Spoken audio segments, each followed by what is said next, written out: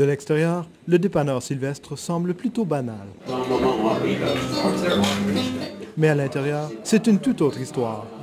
Des centaines de personnes prennent part aux repas communautaires qui sont organisés plusieurs fois par semaine. Et ce n'est pas tout. Maintenant, toutes les semaines, on fait des activités culturelles. À tous les samedis, il y a un spectacle de musique. À tous les lundis, il y a des présentations de cinéma avec des discussions ensuite. Tout ça dans un dépanneur? Copropriétaire d'un dépanneur. Tu m'aurais dit ça il y a 5 ans, je t'aurais dit d'où c'est que tu viens, toi, tu sais.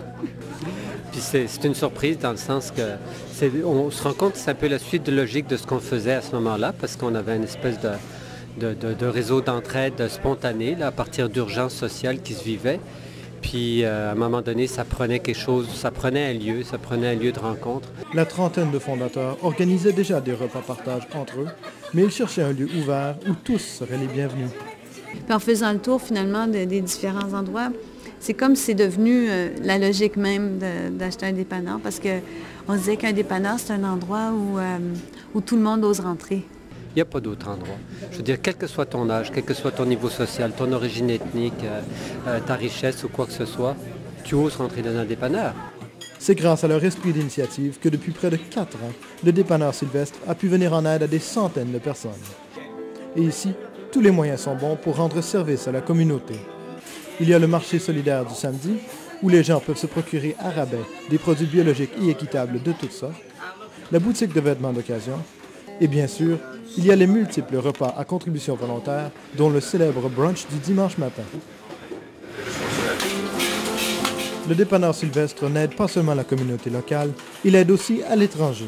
Tous les mercredis, on fabrique les biscuits pour l'AIPE, l'Aide internationale pour l'enfance, une association qui enlève les enfants de l'esclavage et tourisme sexuel ou des choses comme ça. Il y a 8 petits garçons et 3 petites filles qui vivent grâce aux biscuits. Là. Fait que c'est connu à travers un peu. Là.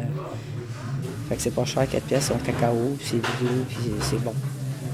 Puis ça aide des enfants à vivre, comprends-tu? Fait que c'est extraordinaire ce qu'ils font ici. Oui, ça va vraiment selon mon cœur.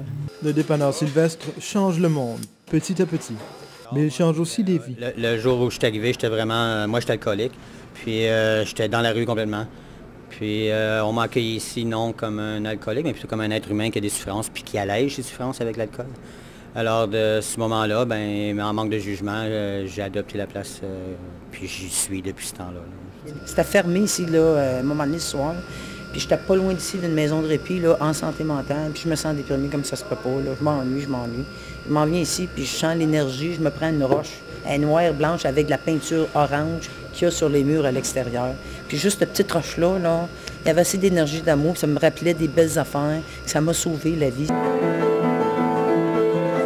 Malgré tous ces aspects positifs, le dépanneur Sylvestre est souvent en difficulté. Son grand problème, encore aujourd'hui, ce sont les finances. À tous les 4-5 mois, on a des grosses crises financières, à un tel point qu'à chaque fois, on risque de fermer la place. Sauf que, curieusement, à chaque fois qu'on rencontre une crise comme ça mobilise de nouvelles personnes. Une nouvelle génération adopte déjà le dépanneur Sylvestre. Heureusement d'ailleurs, car on aura toujours besoin de bénévoles pour que le cœur du quartier continue de battre. Ici Alain Robert, à Gatineau.